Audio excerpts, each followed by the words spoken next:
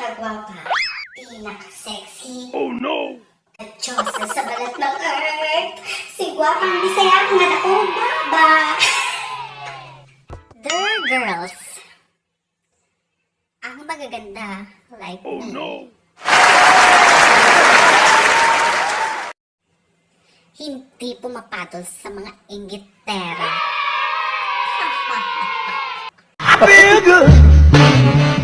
Inggitism, sakit ng isang tao Seriously, what the fuck are you doing?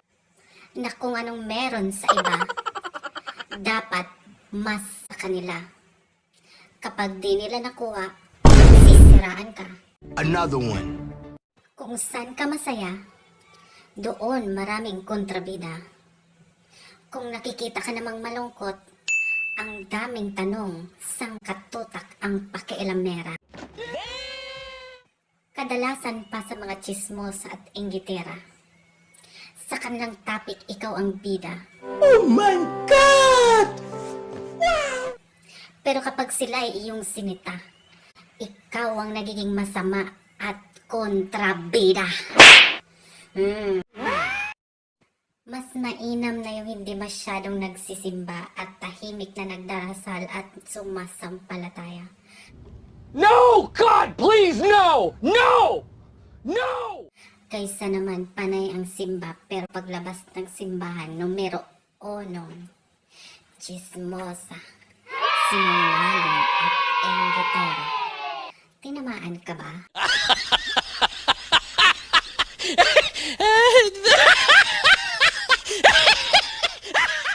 Kung pinag-uusapan man nila ang buhay mo, hayaan mo sila. Sa iyo kasi nila nakikita kung anong wala sa kanila. Wait a minute! Who are you?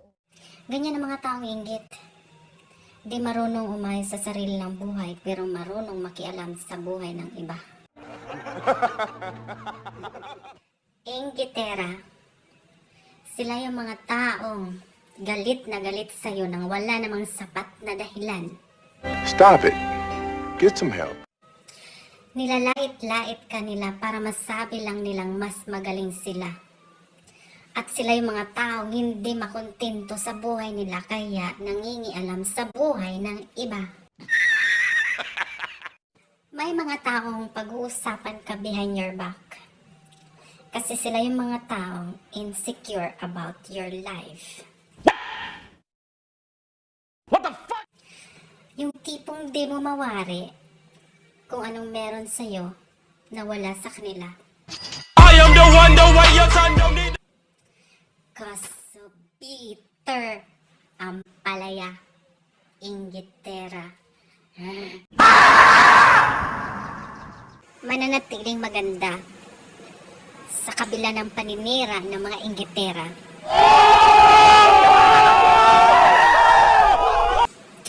Hindi naman lahat ng sinasabi ko para sa'yo.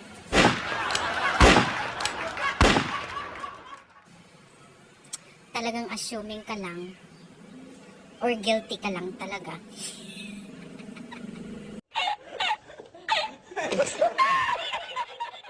Walang gamot sa inggit. Kaya kung ako sa'yo, tanggalin mo na yan sa katawan mo. Baka yan pa ang ikamatay mo. Ha?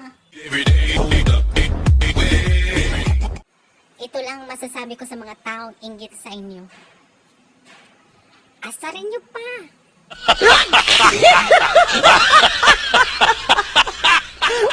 Hanggang sa ma-stroke sila.